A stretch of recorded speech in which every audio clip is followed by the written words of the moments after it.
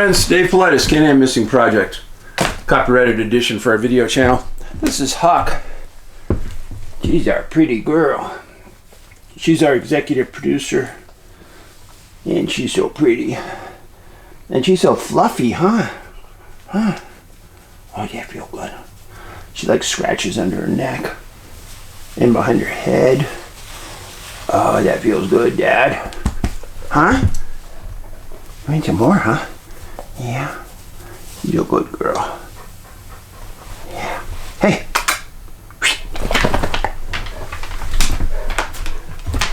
She's going to hang out with us here while we carry on. Just a reminder, our new film is available on Amazon and iTunes, and you can rent it now. And if you like that movie, then you are really going to like my new book, which picks up where the movie left off. I've told you before that I think we had 8 hours of footage from the movie. Couldn't fit it all in, so we didn't make the movie, made the book. And if you saw the movie on Amazon, please, please, please leave a review.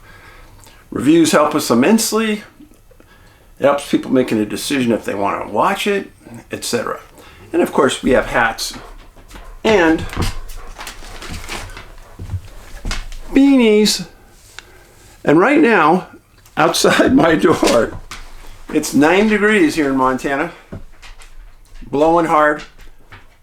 Huck goes, Dad, I want to go outside for a little bit. So I let her outside. She does like a little walk around. The wind's blowing about 20, 25. She puts her nose in the air and goes, I want in. She came back in. She's a good girl. Yeah. Even with all that fluff, she still gets cold. Now, the last video you saw that I did was about 2 men who disappeared on the Gulf side of Florida in a boat. 2. And as I've said before, 2 people disappearing is really unusual. Phenomenally unusual. Well, what if we look at the other side of Florida and we look at the Atlantic? And about 10 years ago, 2 young men went out fishing on a boat, just like the fishermen on the Gulf side.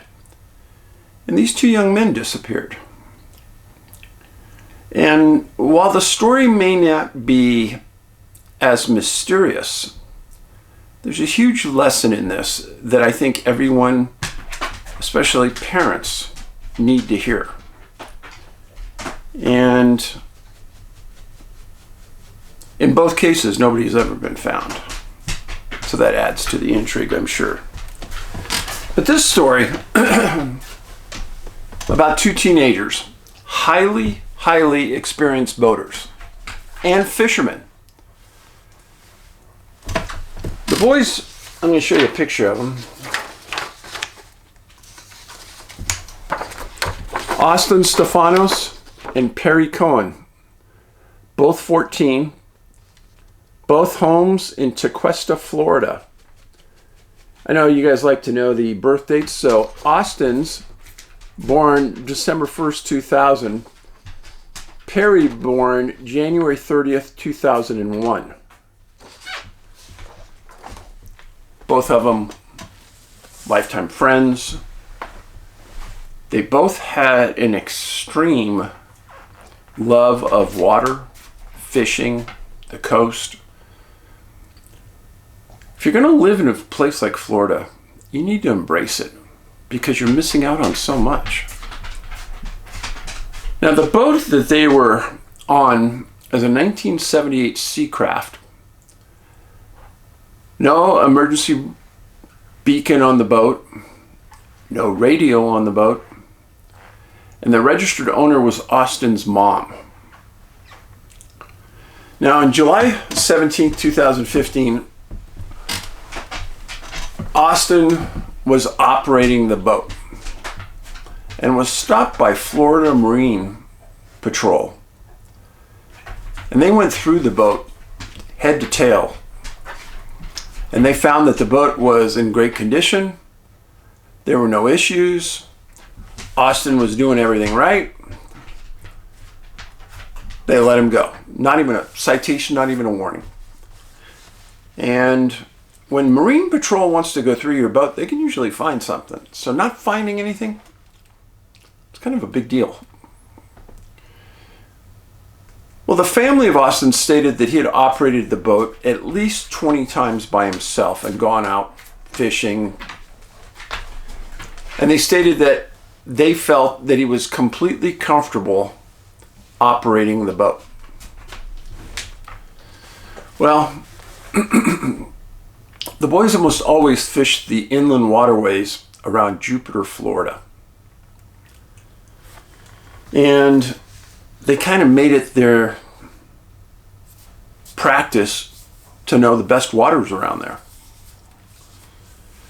Well, on July 23rd, 2015, about a week after Austin was stopped in the boat by the fisheries, Cohen sent a friend an Instagram message. Said that me and Austin are crossing to the Bahamas tomorrow. Come with us. We wouldn't check in. That's all the note said to this buddy of his. Later that day, a friend later checked in with Austin and said that the weather was going to be too rough. That's all it said. Now, I want you to understand that this trip that they were planning to the Bahamas in that boat, it's quite a journey. They're in Jupiter and they were going to the Bahamas. Bahamas. They didn't say where in the Bahamas. So it's a good 50 miles to the Grand Bahama Island. Across open water. In that boat. With no emergency electronics on it at all. No tracking spot device on the boat. Nothing. Well, the night of the 23rd of July, 2015, Perry Cohen was staying the night at Austin's home. And then they were going to get an early start the next day. And in reality, they didn't get an early start. Might have been better if they did. The morning on the 24th, the boys went to the boat and traveled to the Jupiter Island Yacht Club, where they spent $100 on fuel and 2 extra gas cans that they filled, presumably to be used to go to the Bahamas. Well, Jupiter Island to that first Grand Bahama Island, a lot of open ocean. I'm someone who's been on a boat, owned a lot of boats. I would not have taken that boat across open ocean like that. Too dangerous. No way to call for help. No way to activate an emergency beacon. A lot of issues. Well, they fill the gas cans, presumably to go to the Bahamas. And that morning, on the 24th, the National Weather Service issued a weather advisory bulletin for the boys' location because of a series of thunderstorms that would produce winds up to 40 miles per hour. At 11:25, Stephanos texted his parents. The boys had a history of texting their parents through the day to let them know where they were and what they were doing. Well, the boys get photographed on a Florida Fish and Game video leaving Jupiter Inlet, heading out to the Atlantic. There's the boat, those are the boys, and there they go. state of Florida Fish and Game video. That's the last picture that anyone ever got of them.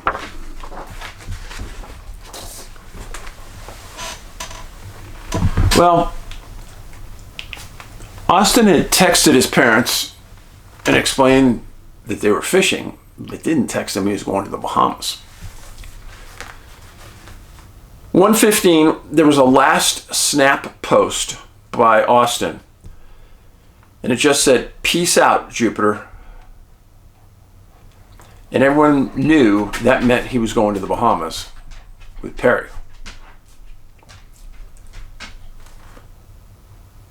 Another boy later said that he received a short video from Austin in the boat as the boat was going on, and it was a dark storm moving towards their boat. And in the video, he can hear Austin saying, "We're effed." That was the last communication. As I said, each boy usually kept in touch with their folks on a regular basis, every few hours. Well, there was nothing after 1:15. And then a series of powerful thunderstorms came through the area, as per the Weather Service said, with, as of 12:15 that afternoon, there were 77 lightning strikes in the area just north of where the boys were located. So the boys were just south of this location. This is what the weather looked like at 12:17 that afternoon. And they left presumably at about 1 o'clock. And it was getting worse that later afternoon. Obviously, the boys disregarded what their friends said, that the weather was going to be too rough. They went anyhow. Late that afternoon, when the boys were supposed to be home, Austin's dad went out looking for him. And he didn't immediately report it missing to search and rescue. But after that short delay, he did report them missing. There was a lot of locals involved in this after the boys disappeared. Search and rescue was called the night of July 24th. Perry's parents were notified. There was a local that made comments on the search and rescue platform for Austin and Perry. His name was Dante DePansis. He stated that the rumors were that the storms that day were a lot worse than what normal locals were used to. Quote, "I pulled into a restaurant and watched the storm, and the sky was so dark and turbulent. And 2 days later, I was in my boat searching for the boys." That was one person who saw the storms, realized they were bad, turned around, pulled into a restaurant, safe harbor.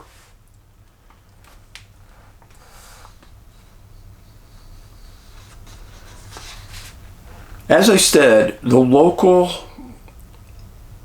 community just rallied in a huge way for these boys. A local marina put up this sign that said, "Our faith doesn't end, and neither will our efforts." This is the sign that they put up at their marina.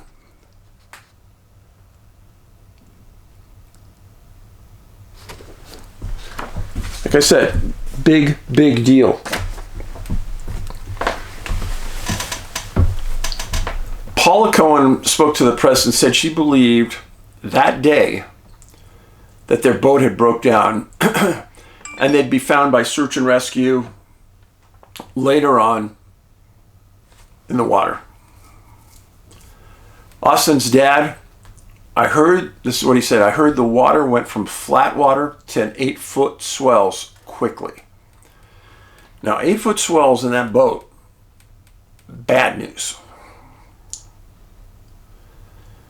The Coast Guard spoke to friends of the boys, family, traced where they got their gas, realized that they got 2 extra gas cans. Not normal for fishing in inland waters. And after speaking to friends, they believed that the guys were going to the Bahamas, and the search centered on there for the first few days around the Bahama Islands. Now,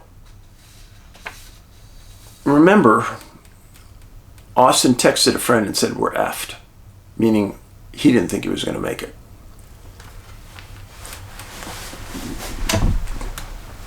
So, and they couldn't call for help. And they said that Austin's phone that he had with him disconnected from the internet at about 1:30 that afternoon.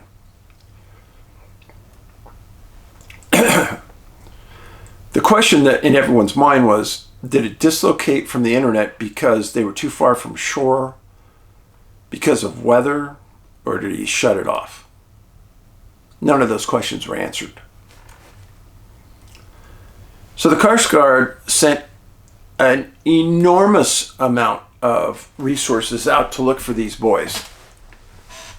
They started searching the Jupiter coastal waters on July 26th because they weren't having any luck around the Bahamas. And the boys' boat was found near Daytona Beach. The Coast Guard attached a buoy marker to it and then left the boat where it was to look for the boys. It was overturned. Coast Guard later went back to get the boat to tow it. It wasn't there. It's a little odd, don't you think? Especially since it had a buoy attached to it. Well, now the search, they know the boys aren't with the boat. The search turns into a massive effort to find them. Coast Guard C-130 out of Miami. Miami Hilo out of Miami. 2 U.S. Border Patrol planes. 2 Coast Guard cutters, along with dozens, if not hundreds, of private planes and boats. Both families got a fund together and established a search for the boys. And that fundraising effort included Joe Namath, Hall of Fame quarterback. The beaches had locals walking the area looking for debris and their bodies. And then boats and friends searched the area by water. The boys were all known through this area. So all the harbor masters, everyone jumped on board to help. Now they disappeared, as I said, on July 24th. 7-day effort to find them, and on July 31st, the Coast Guard terminated all efforts. Again, the family, friends, continued to search. Waters were very warm off that coast at that point. They were all praying for a miracle. It didn't happen. Everyone was also looking for that boat because nobody believed it sank. But where did it go? So fast forward from July, August, September, October, November, December, January, February, March. 8 months later, March 18th, 2016, the boys' boat was discovered 100 miles west of Bermuda by a commercial freighter.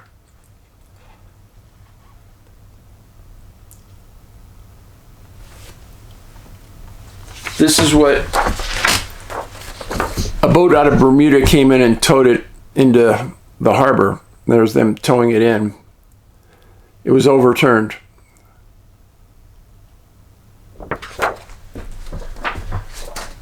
Florida Fish and Wildlife conducted an investigation into what happened and an investigation into the boat. They went out and looked at the boat and they found that the ignition and the battery was turned off. Gotta admit, that's odd. Fueling speculation that something nefarious had happened to the boys. This is what Perry's family thought. Now, also on the boat, they found Austin's cell phone.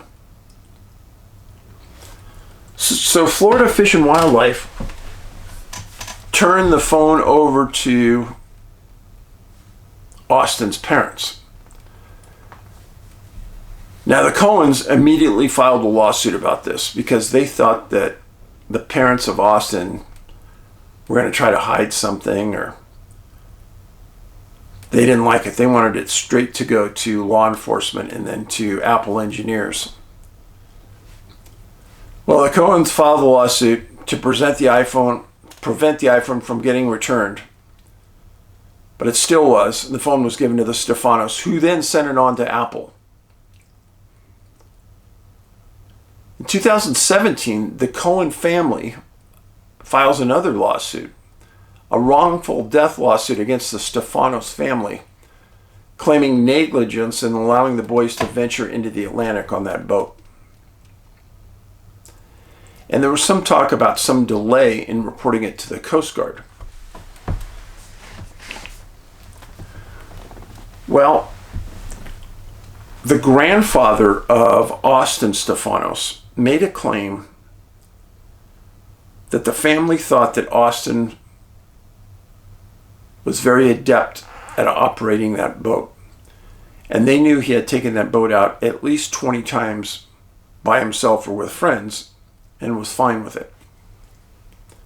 Keep that in the back of your mind.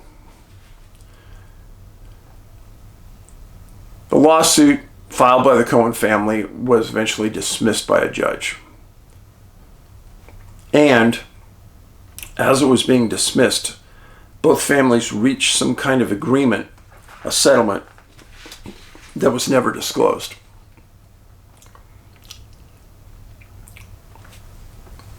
Florida's Fish and Wildlife did their investigation and said that the engines to the boat were running when the engines were submerged. That's interesting. But then they found the ignition shut off to the engines. The investigation said that there wasn't enough evidence to prove any specific scenario. That to me is odd. There must be more to the story that's not being said, because I'm a pretty good investigator and I can figure this out. If Austin's last text to somebody was, they're on a boat, they're heading towards this gigantic black storm, and he says, we're in trouble, in essence, and the engines get submerged, I think it'd be fair to say then that the storm contributed to the boat overturning and the boys disappearing. But Florida didn't say that. Now, Perry's mom made a statement to the press afterwards that Perry loved the ocean. He loved all marine life. He was passionate about being nice and laughing. She said laughing was his second nature. And she said, really? Sounds like an easygoing boy, having fun in life. If I was those guys and I could have done what they did without going to the Bahamas, I would have done that. I would have been fishing every day on the inland waterways for sure. What a life. What a life. Well, the Cohen family established the Perry Cohen Foundation. And the point of it was to support the passion of the arts, environmental conservation, boater safety, and building teenage entrepreneurs. I like it. Good cause. Simultaneously, the Stephanos family starts the Austin Blue Foundation to promote boater safety. And they did something that I really like. I mean, you know me, I'm going to really like this. They sponsored what was called the Beacon Bill, signed by then the Governor Scott, and it reduces voter registration votes in Florida if you have an EPIRB on the boat, a personal locator beacon. That's all it is. An EPIRB, personal locator beacon for the boat. That's what it is. And Austin's dad said, I knew what would have made a difference at the time of this incident. An EPIRB. 100% true. 100% true. Some of these EPIRBs are so small that they attach them to either the dry suits or the life preservers of the people that are on the boat. That's how small they are. And what they do is they're waterproof, and they're usually up here on the life preserver, so they're out of the water and they're sending a signal.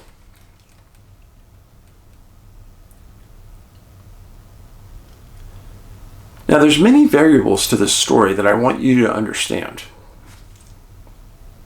Before I get into that, at that Jupiter inlet where the boys were seen leaving for the last time, there was this monument to them.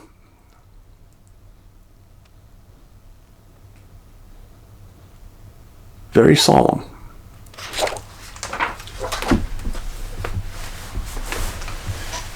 Now, I want to be very sensitive in what I'm going to say, because I know about losing a son. It doesn't leave you. And I know it hasn't left them. But as adults, we have to learn from our mistakes. When the relative said that Austin knew how to operate that boat really well, let's put that statement in a square box. Operating a boat comes with many other facets besides just turning it on, knowing how the engine works, getting fuel and feeding that engine. You have to think on your feet. As would happen with these boys, what happens when the weather goes bad? Now, as I've stated to you 100 times, before you go out on the trail, what do? That's right, you check the weather. Before you go out on a boat, what do? You check the weather. They didn't do that.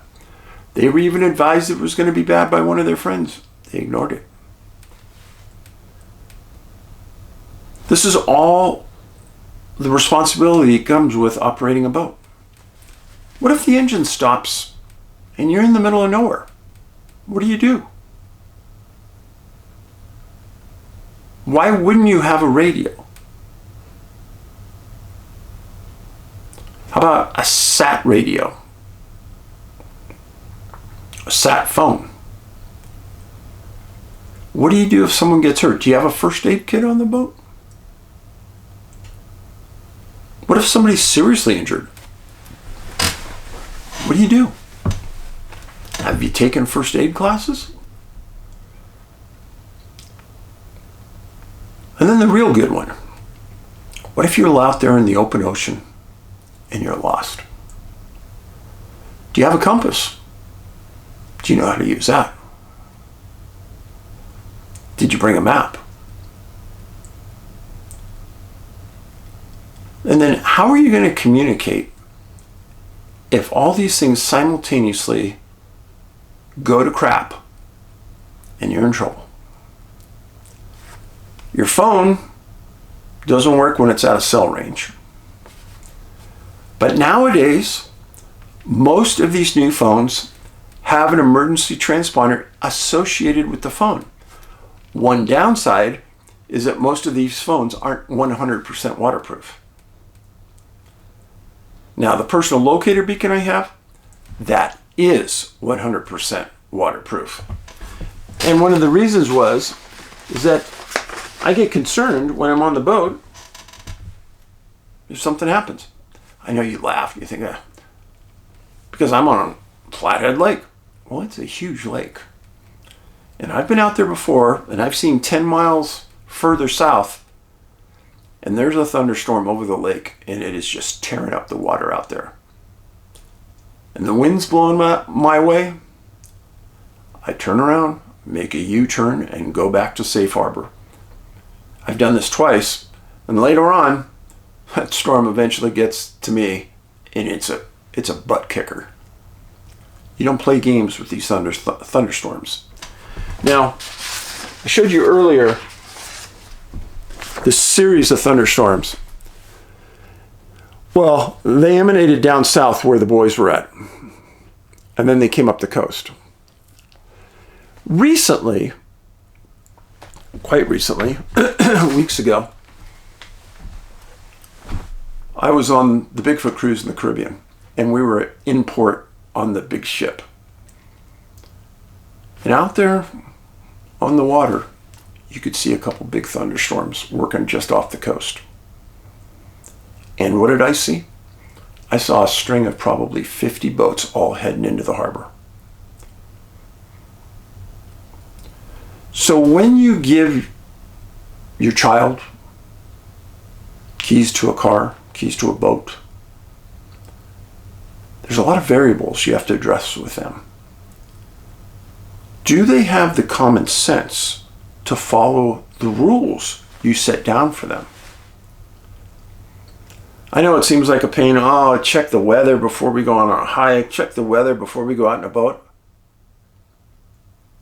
Here's the example that you use. And it's a fatal example. These boys were never found. I'm not sure what happened here. Obviously, Florida Fish and Wildlife doesn't know either. They could have said, yeah, they died because of the storm. They didn't say that, folks.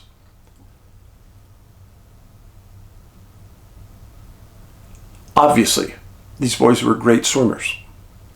The water wasn't cold at all. They could have survived hours and hours. But they were never found. If this can save one life, by parents, relatives, sitting down with your son, daughter, niece, nephew, and explaining the rules before you go out on a trail, before you go out on a boat, you've got to do these things, then I've done something worthwhile. I appreciate you being here. Huck is about ready to take her nap. She's going to go cuddle up right next to the couch and sleep. And I don't know, maybe you can hear the wind. It's blistering out there. I think the temp is 15, but the wind chill is probably about 4 right now. Missing411.com is our website. DVDs and Blu-rays and books. Kindness costs nothing. And around the holidays, it means everything. Thanks for being here. Paulides out.